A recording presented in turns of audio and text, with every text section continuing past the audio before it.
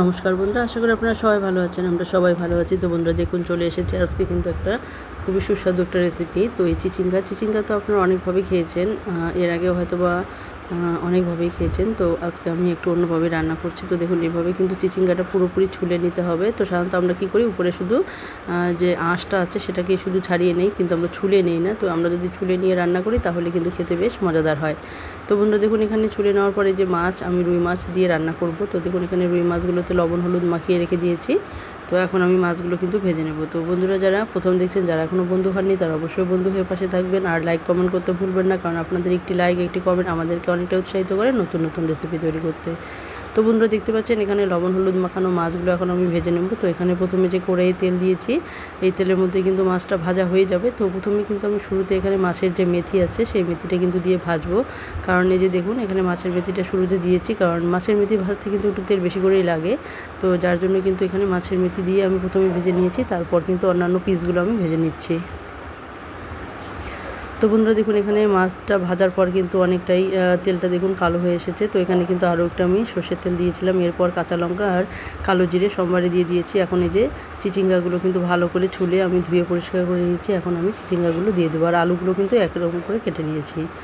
তো বন্ধুরা দেখতে পাচ্ছেন, এখানে চিচিঙ্গা আর আলুগুলো এখন ভালো করে দিয়ে আমি এখানে ভেজে নেব। তো এখানে ভেজে নেওয়ার সময় কিন্তু আমি এটা ঢেকে দেবো, যাতে করে খুব সুন্দরভাবে কিন্তু এটা সেদ্ধ হয়ে যাবে, আবার ভাজাও হয়ে যাবে। তো দেখতে পাচ্ছেন বন্ধুরা, এখানে কিন্তু এখন আমি স্বাদ মতো দিয়ে দিচ্ছি লবণ। তো যতটুকু আমি ঝোল করব সেই আন্দাজ মতো কিন্তু লবণটা আমি একসঙ্গে দিয়ে দিলাম। তো দেওয়ার পর একটু নেড়েচেড়ে আমি কিন্তু এটা 2-3 মিনিটের জন্য ঢেকে রেখে দেবো।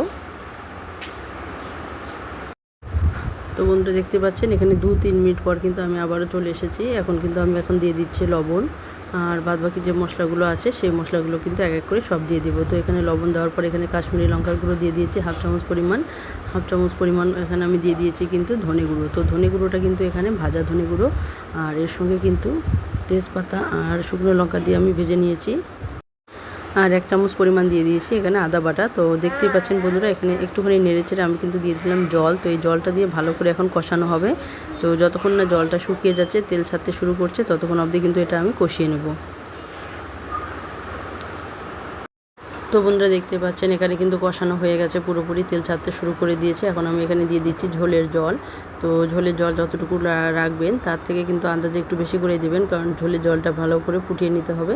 ঝোলের জলটা যত ভালো করে ফোটাবেন ততই কিন্তু এর স্বাদ দুর্দান্ত হবে। তো বন্ধুরা দেখতে পাচ্ছেন, এখন ঝোলের জলটা গরম হয়ে গেলে আমি ভেজে রাখা মাছগুলো দিয়ে দেবো। তো বন্ধুরা দেখতে পাচ্ছেন, এখানে ঝোলের জলটা কিন্তু 2-3 মিনিট ভালো করে জাল করে নিয়েছি। এরপর কিন্তু দেখুন, এখানে ভেজে রাখা মাছগুলো দিয়ে দিচ্ছি। তো ভেজে রাখা মাছগুলো কিন্তু দেওয়ার পরে কিন্তু 2 মিনিট আরও একটু জাল করে নেব, যাতে করে। তো বন্ধুরা দেখতেই পাচ্ছেন, এখানে সমস্ত মাছগুলো কিন্তু আমি দিয়ে দিচ্ছি, আর মাছগুলো দেওয়ার পর আবারও একটু জাল করে নেব, জাল করে নামিয়ে নেব। তো আমার এই রেসিপিগুলো আপনাদের কেমন লাগে অবশ্যই কমেন্টে জানাতে ভুলবেন না, কারণ আপনাদের একটি কমেন্ট একটি লাইক কিন্তু আমাদেরকে অনেকটা উৎসাহিত করে। আর পুরনো বন্ধুরা যারা শুরু থেকে শেষ অবধি সঙ্গে আছেন, সবাইকে অসংখ্য অসংখ্য ধন্যবাদ এবং সবার প্রতি রইল অনেক অনেক ভালোবাসা। তো বন্ধুরা দেখতেই পাচ্ছেন, এখানে পুরোপুরি রান্নাটা কিন্তু আমার কমপ্লিট হয়ে গেছে। এখন আমি এটা নামিয়ে নেব আর গরম গরম ভাতের সঙ্গে পরিবেশন করব। তো এটা খেতে কিন্তু দুর্দান্তই হয়েছে, কারণ এটা আমি খাওয়ার পরে কিন্তু আপনাদের সঙ্গে ভয়েস দিচ্ছি। তো বন্ধুরা দেখুন, এখন আমি নামিয়ে নিয়েছি। তো আপনাদের কেমন লাগলো অবশ্যই কিন্তু জানাতে ভুলবেন না।